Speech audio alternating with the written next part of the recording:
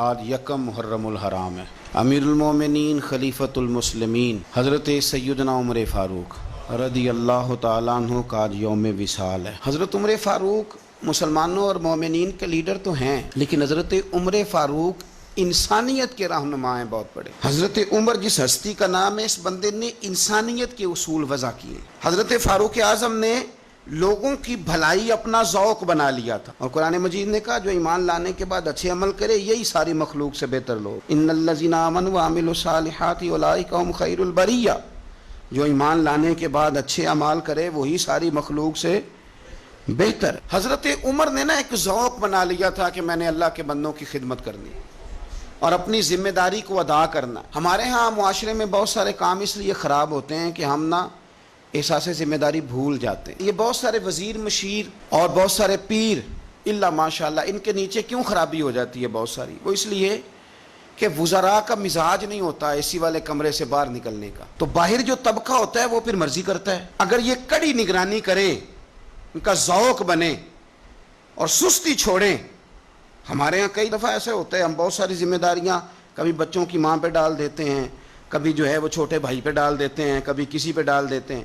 اس سے بڑے بڑے نقصانات ہوتے ہیں، بڑے بڑے۔ کسی دوست پہ کوئی ذمہ داری ڈال دی، وہ تیرا یار ہے، تیرا مخلص ہے، وہ سارا ٹھیک ہے، اور اس بیچارے کی ایک کمزوری یہ ہے کہ اس کے ساتھ ایک شیطان بھی رہتا ہے۔ ضروری نہیں کہ وہ جان بوجھ کے کوئی غلطی کرے، اس کی نگرانی کر، اس کا احتساب کر، اس پر توجہ دے کہ وہ کیا کر رہا ہے۔ حضرت فاروق اعظم رضی اللہ تعالیٰ نے چھوٹی چھوٹی باتوں پہ توجہ کی، اور آپ نے ایک اصول بنایا، آپ کو یہ مل جائے گا، ابن جوزی علیہ رحمہ نے اس کو لکھا۔ حضرت عمر فرمایا کرتے تھے کہ حکومت چونکہ میری ہے تو ذمہ داری بھی، یہ نہیں فرماتے تھے کہ اداروں سے پوچھوں گا، متعلقہ آدمی سے پوچھوں گا، یہ نہیں فرماتے، میں اس محکمے کے سربراہ کو، اس منسٹری کے وزیر کو، یہ بات نہیں ہوتی تھی۔ حکومت میری ہے تو ذمہ داری بھی میری ہے۔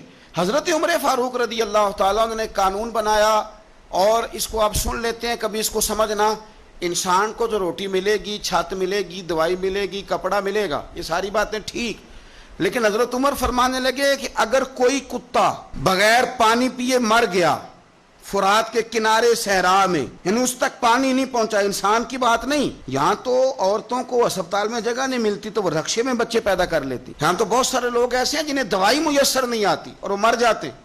کتا اگر میری حکومت میں پیاسا مر گیا تو عمر فرماتے ہیں اللہ مجھ سے پوچھے گا کہ ڈیوٹی تو تیری تھی نا۔ آپ کے صاحبزادے کہتے ہیں کہ ایک اونٹ زخمی ہو گیا، کسی نے اسے زخمی کر دیا۔ تاریخ الخلفاء میں امام جلال الدین سیوطی علیہ رحمہ نے لکھا ہے اونٹ زخمی ہو گیا، اونٹ کی گردن پر نشان لگ گیا زخم کا۔ اس زمانے میں طریقہ تھا کہ کپڑا جلا کے زخم پہ لگایا جاتا تھا۔ حضرت عمر فاروق رضی اللہ تعالیٰ عنہ اب 60 سال عمر ہے، بوڑھے آدمی ہے، جسمانی طور پر بھی کمزوری آ جاتی ہے عمر کے حساب سے۔ اونٹ کی نکیل کے ساتھ پہلے اسے باندھا، پھر وہ کپڑا جلایا، پھر اپنے ہاتھوں سے اونٹ کا وہ جو زخم تھا اس پر وہ کپڑا ڈالنے لگے، اس کو ٹھیک کرنے لگے۔ تو صاحبزادے آگے بڑھے، وہ کہنے لگے ابا جی یہ اونٹ ہے اور آپ اس کے زخم کو چھیڑ رہے ہیں، وہ آپ کو تکلیف بھی پہنچا سکتا ہے، تو یہ آپ 2-3 غلاموں کے ذمہ لگا دیں، وہ اس کے زخم پر دوائی مرہم پٹی کر دیں گے، یہ آپ کو کاٹ ہی نہ لے۔ تو کہتے ہیں حضرت عمر فاروق نے میری بات کو جھٹکا فرمانے لگے پیچھے ہٹ جا، حکومت میری ہے کہ غلاموں کی ہے؟ ذمہ داری میری ہے کہ غلاموں کی ہے؟ فرمایا پتر میں تو ڈر رہا ہوں کہ کہیں یہ اونٹ ہی قیامت میں میری شکایت نہ کر دے، یہ میری شکایت نہ کر دے کہ اللہ میں بیمار ہو گیا، زخم لگ گیا، حکومت عمر کی تھی اور کسی نے مجھے پوچھا ہی نہیں۔ میرے دوستو احساس ذمہ داری اب یقین کریں نکل گیا۔